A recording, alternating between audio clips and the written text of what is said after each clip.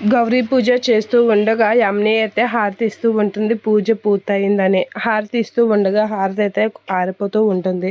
అలా ఆరిపోగానే అపశకునం అని చెప్పేసి అపర్ణ అయితే ఏంటో మూతపురాటు దగ్గర కర్ర విరిగిపోయింది, ఇక్కడ దీపం మారిపోయింది, అన్ని అపశకునాలే తగులుతున్నాయి, నాకు ఎందుకు ఏదో దోషం ఉంది, లేకపోతే ఎన్ని అపశకునాలు ఏంటో అని చెప్పేసి అపర్ణ అయితే విచిత్రంగా అంటూ ఉంటుంది.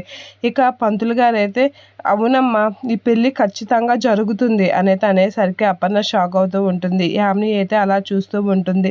మీరు అరేంజ్ చేసిన నిశ్చితార్థంలోనే ఏదో దోషం ఉంది, అది ఇప్పుడు పెళ్ళికి అరగంట ముందు ముహూర్తం చూసి నిశ్చితార్థం జరిపించేస్తే ప్రాబ్లం సరిపోతుంది అనేసరికి యామిని నవ్వుకుంటూ ఉంటుంది. బామ్మ అయితే షాక్ అవుతూ ఉంటుంది పంతులు గారు ఆడిన మాటలకి. ఇక ఖచ్చితంగా పెళ్ళి జరిగేలా నేను చూస్తాను కదా, నేను చేస్తాను కదా అని చెప్పేసి పంతులు గారు అయితే యామినితో అనేసరికి అక్కడ ఉన్న కనకం, బామ్మ, అపర్ణ వాళ్ళైతే షాక్ అయ్యి అలా చూస్తూ ఉండిపోతూ ఉంటారు.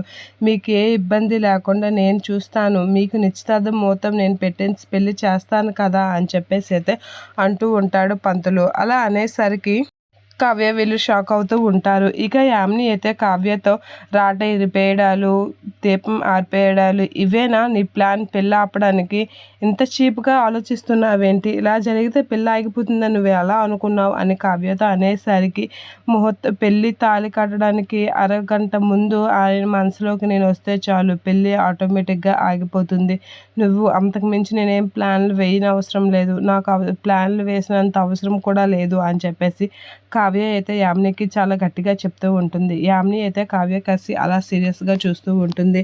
నువ్వు ఎక్కువగా కంగారు పడకు, రామ్ మనసులో నేనే ఉన్నాను అని కావ్య గట్టిగా చెప్తూ ఉంటుంది యామినితో. యామిని అయితే అలా చూస్తూ ఉండిపోతుంది కావ్యని.